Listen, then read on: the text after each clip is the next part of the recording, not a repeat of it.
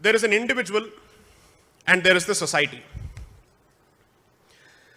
Think of the individual as someone who's driving his car, and the society performs the role of having a traffic signal. If free will were to completely dictate the course of the person's choice, can you legitimize the concept of a traffic signal? If free will and independent choice and individual choice were to be absolutely supreme, if you look at the entire concept from that standpoint and from the standpoint of individual, the traffic signal would come across as oppressive, correct? And if the traffic signal were to dictate every twist and turn that you make, and were to decide how you are supposed to move your steering wheel at every moment, that would be an oppressive social control, correct? Yes. But what is it that keeps the traffic moving as much as possible with very few accidents as possible? The balance that you strike between the individual's right to drive in a manner he chooses, in a manner it pleases him, and the society's right to impose a certain boundary condition to ensure that he does not come in the way of others' safety. That would be the definition of balance, right? Individual choice meets societal responsibility. That effectively is the definition of dharma. Which is to say, an individual must have the maximum possible ability to express himself. So if anybody tells you that Indic religions or Indian civilization is largely anti-individual because it imposes social control, they really don't know what they're talking about. Because I can't think of any other architecture, any other civilizational architecture, any other religious architecture, any other faith-based architecture, which gives so much of latitude to individuals to do what they wish to do.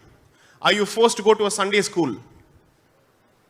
Are you forced to go to a temple on a regular basis? That is inherently because it believes in giving you a certain amount of latitude and allowing you to decide what is right for you according to your temperament. This flexibility over a point of time, if it were to be abused, it is entirely a right-based discourse, which is to say, I have the right to do this, I have the right to do that. But if the entire discussion is about rights and there are no duties involved, who takes up the responsibility of ensuring that there is order in the society? This balance between right and duty is effectively what defines dharma. As a consequence, it does not require you to have a belief in a certain deity. It does not require you to adhere to traditions merely because they've been followed for 2,000 years or 5,000 years or 7,000 years. It allows you to decide what is relevant for a given time and circumstance, keeping in mind that there is a fundamental definition of dharma that needs to be adhered to. This is effectively what dictates and distinguishes dharma from other non-dharmic religions, which is why you don't have one central book, which is why you do not have one central organization that decides to dictate the destinies of each and every person of this community. Frankly speaking, we are an agglomeration of multiple schools of thought. There is no one school of thought except for the commonality that we have chosen not to impose one school of thought on others. And that is the only thing that ties you, that is the only thing that makes you common. And this is effectively what distinguishes most religions, or at least all religions that have come out of this particular country from religions that have come from elsewhere. I'm not saying what is right and what is wrong. I'm merely trying to tell you what is it that separates the faith process and the thought process of this country from other countries, which is why it has been possible for you to have diversity, which is why it has been possible for you to exist, notwithstanding the number of languages that India has. How many languages do we have? At the very least, 1,500, that's a very conservative number. Europe struggles to keep itself together with barely 30, 40 languages. And most languages there are at least similar to each other.